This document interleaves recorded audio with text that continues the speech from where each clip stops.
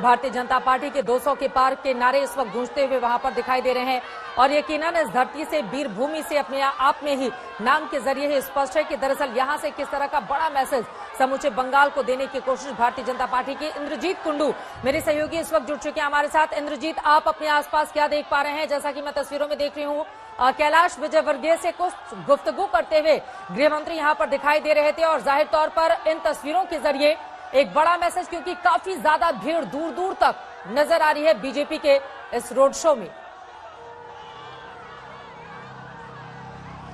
बिल्कुल चित्रा, एक मैसेज देने की कोशिश जरूर है इस रोड शो के जरिए। और सिर्फ यही रोड शो नहीं, बल्कि आज का पूरा दिन का जो कार्यक्रम रहा है, गृह मंत्री अमित शाह का, वो बोलपुर में है, शांति निकेतन गए, विश्व भारती यूनिवर्सिटी के अंदर वो गए और वहां पे रविंद्रनाथ टैगोर को उन्होंने अपना जो श्रद्धांजलि है उन्होंने वो अर्पित की। और ये ऐसे एक वक्त पे हो रहा है जब तृणमूल कांग्रेस और खुद ममता बनर्जी खुद बीजेपी पर ये निशाना साध रही है, ये कहते हुए कि बीजेपी एक बाहरी पार्टी है, बाहर से आए हैं, बंगाल की संस्कृति और संस्कृति का धरोहर है, उसके बारे में उनको कोई जानकारी नहीं है।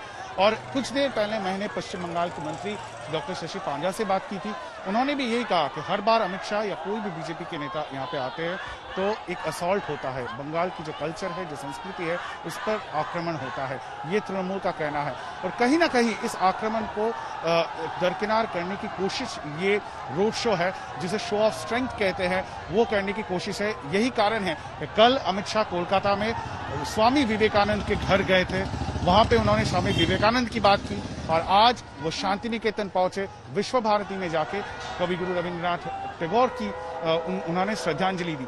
और हम लोग इस वक्त है रविंद्रनाथ टैगोर के खुद का जो घर है कोलकाता में, जोड़ा साको ठाकुरबाड़ी, वहीं से हम आ रहे हैं लाइव। और सुबह से हमने ये देखा।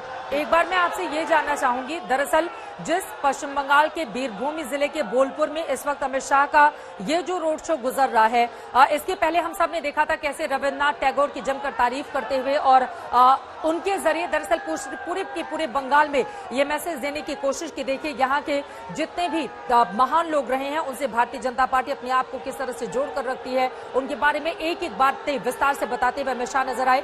लेकिन इंद्रजीत, मैं आपसे जानना चाहूंगी, जो बोलपुर है, जो बीरभूमि का ये हिस्सा है, वो बीजेपी के लिए इतना अहम क्यों है? और अगर इस रोड शो का कार्यक्रम यहाँ पर आयोजित किया गया है तो उसके पीछे के मतलब और मायने क्या निकाले जाए? बिल्कुल, बीरभूम बहुत ही एक महत्वपूर्ण डिस्ट्रिक्ट है, क्योंकि अगर हम पश्चिम बंगाल की बात करें तो बीजेपी का जो स्ट्रैटेजी है वो 3 भाग में पश्चिम बंगाल को उन्होंने देख रहे हैं। वो 3 भाग में, एक है उत्तरी बंगाल, एक है मध्य बंगाल या राढ़ बांग्ला जिसे कहते हैं, और है दक्षिण बंगाल। बीरभूम का इलाका राढ़ बंगाल में आता है, जो मध्य पार्ट है, जहां पे पूर्वी मिदनापुर, पश्चिम मिदनापुर, झारग्राम, बीरभूम ये अंचल है। और क्योंकि ये जगह पे काफी बड़े तादाद में जो शेड्यूल कास्ट है, जो शेड्यूल ट्राइब है, ट्राइबल पॉपुलेशन बहुत ज्यादा है, तो उसको वहां पे काफी सक्सेस बीजेपी को मिला है 2019 के लोकसभा चुनाव में। और यही कारण है कि झारग्राम, पश्चिम मिदनापुर और बीरभूम के इन जगहों पे बीजेपी ज्यादा फोकस कर रही है, क्योंकि ये बीजेपी को लगता है कि ये स्ट्रांग पॉइंट हो सकता है। और इसीलिए जब एक तरफ तृणमूल कांग्रेस बीजेपी को टारगेट कर रही है, कहते हुए कि बाहरी पार्टी है, बंगाल की संस्कृति उन्हें नहीं समझ में आ रही है, वही अमित शाह आज चले गए शांति निकेतन, जहां पे गुरुदेव रविंद्रनाथ टैगोर को उन्होंने श्रद्धांजलि दी। विश्व भारती कैंपस उन्होंने दौरा किया। और ये भी गौर करने वाली बात है कि विश्व भारती में जब वो गए तो वो कोई पॉलिटिकल कार्यक्रम नहीं था, वो बतौर गृह मंत्री के नाते वो गए हैं विश्व भारती में, और वहां पे कोई पॉलिटिकल स्पीच भी उन्होंने नहीं दिया। आपके पास ये देखिए, ये अभी होने वाला है। टॉप कैमरे से जो ली गई है वो आपको हम दिखा रहे हैं, किस तरह का नजारा इस वक्त पश्चिम बंगाल के इस बीरभूम जिले में देखने को मिल रहा है।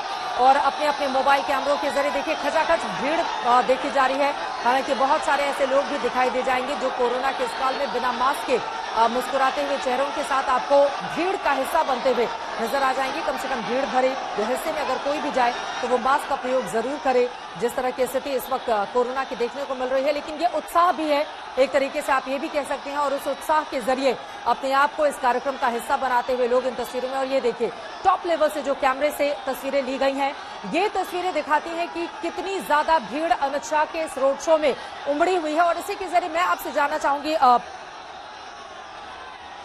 लेकिन उसके पहले एक बार फिर से ये तस्वीरें इंद्रजीत के पास हम चलेंगे, लेकिन उसके पहले ठीक ये तस्वीरें आप देख पा रहे हैं जो टॉप लेवल से ली गई है। एक तरफ रोड शो में कतारों में लगी ये लंबी गाड़ियां जो कि धीरे धीरे कल के आगे बढ़ रही हैं, क्योंकि काफी ज्यादा इस वक्त भीड़ वहां पर देखी जा रही है। इंद्रजीत, आपका रुख करते हुए वीर भूमि या फिर अगर हम बात करें इस हिस्से की जहां पर रोड शो चल रहा है, ये ममता बनर्जी का गढ़ है। 2011 के बाद से ही यहाँ पर ममता दीदी को कोई हिला नहीं पाया, और शायद यही कारण है कि चाहे वो मिदनापुर हो या फिर ये धरती, यहां से सीधे ममता बनर्जी के अभेद्य किले में भेद करने की कोशिश बीजेपी की।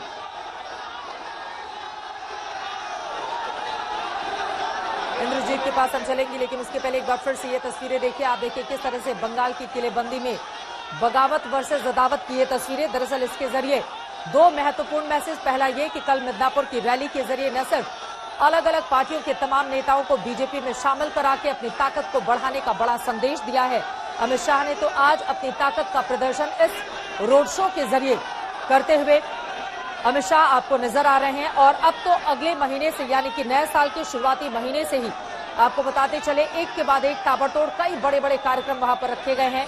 और ये जो रथ, उसके ऊपर कैलाश विजयवर्गीय जो है तो मध्य प्रदेश के बड़े नेता, देश में भी उनकी बड़ी छवि, लेकिन पिछले 5-6 सालों से पश्चिम बंगाल में लगातार वो डेरा डाले हुए हैं और वहां पर बीजेपी को मजबूत करने का काम उनकी ओर से किया जा रहा है। वहीं दिलीप घोष जो पश्चिम बंगाल के बीजेपी अध्यक्ष हैं, वो भी इस जो रथ बनाया गया है इस गाड़ी के ऊपर, उस पर मौजूद, जिसके जरिए धीरे धीरे करके ये काफिला आगे की ओर बढ़ता हुआ, और चारों तरफ आपको बीजेपी के कार्यकर्ता, नेता और तमाम ऐसे लोग भी दिख जाएंगे जो बीजेपी की विचारधारा से प्रभावित हैं और इस रोड शो में अमित शाह को देखने के लिए और इस पूरे के पूरे कार्यक्रम को देखने के लिए वो पहुंचे हुए हैं। आपको बताते चले कि गृहमंत्री अमित शाह के बंगाल दौरे का आज दूसरा दिन है। शांति निकेतन आज वो गए, जहां पर रविंद्रनाथ टैगोर को श्रद्धांजलि दी। उसके बाद विश्व भारती विश्वविद्यालय में कार्यक्रम में वो शामिल हुए। बांग्लादेश भवन सभागार में भी वो पहुंचे और बोलपुर में अब उनका ये रोड शो जो धीरे धीरे करके आगे की ओर बढ़ता हुआ आपको दिखाई दे रहा है। भाजपा के चुनावी अभियान के लिहाज से बोलपुर काफी ज्यादा अहम है। ये संसदीय क्षेत्र कभी कम्युनिस्ट पार्टी का अभेद किला हुआ करता था। 1971 से लेकर 2014 तक लगातार यहां पर कम्युनिस्ट पार्टी का राज था। इनमें 4 बार सरादेश रॉय और 7 बार दिग्गज नेता सोमनाथ चैटर्जी ने चुनाव जीता था।